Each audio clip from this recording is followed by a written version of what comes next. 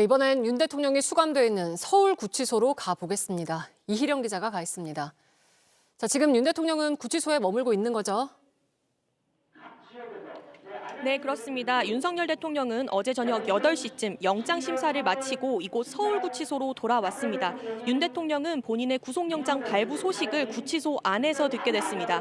윤 대통령의 변호인은 오늘 오전 윤 대통령을 접견하고 공수처의 오후 출석 요구에는 응하지 않겠다는 입장을 밝혔는데요. 또 서울 서부지법에서 있었던 일들을 대통령이 전해 듣고는 매우 크게 놀라며 안타까워했다는 옥중 입장문까지 전하기도 했습니다.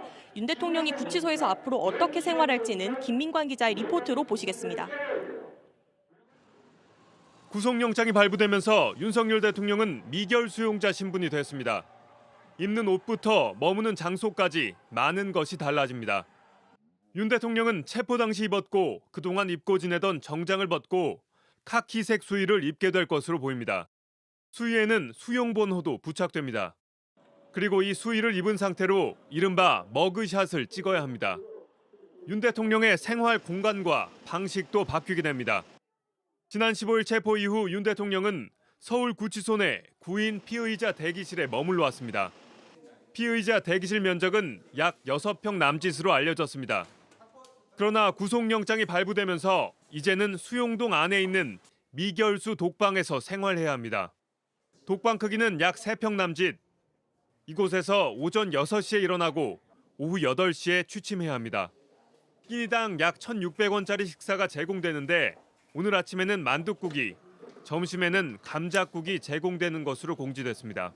식사 후에는 세면대에서 식판과 식기도구를 직접 씻어야 합니다.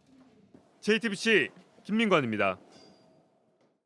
네, 그리고 지금 이희령 기자가 있는 구치소 앞에서 소리가 좀 들리기도 하는데 거기 아직 지지자들이 모여 있습니까? 네, 그렇습니다. 지금도 소리가 들리실 텐데요. 윤석열 대통령 지지자들이 윤석열 대통령을 사랑해요. 그리고 윤석열 대통령 석방하라 이런 구호를 계속 외치고 있습니다. 저희 취재진이 오전부터 서울구치소 앞 상황을 지켜보고 있었는데 이른 시간부터 태극기 그리고 성조기를 든 지지자들이 많이 모여 있었습니다. 그리고 오후에는 갑자기 일부 지지자들이 구치소 주차장 안까지 들어오는 일도 있었습니다. 하지만 경찰이 막아서면서 큰 충돌은 없었습니다. 네, 그리고 대통령 경호처의 김성훈 차장이 오늘 구치소를 찾았다면서요?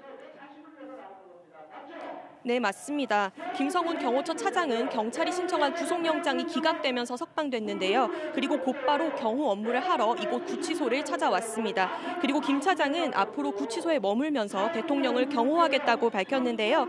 수용시설 내부는 경호원들이 경호하는 구역은 아니지만 별도 공간에서 경호 인력이 대기하는 걸로 알려졌습니다. 윤 대통령이 내일 공수처 조사에 응하게 될 경우 어제처럼 경호처 차량이 아닌 소송차로 이동할 계획입니다. 지금까지 서울구치소 앞에서 JTBC 이희령입니다.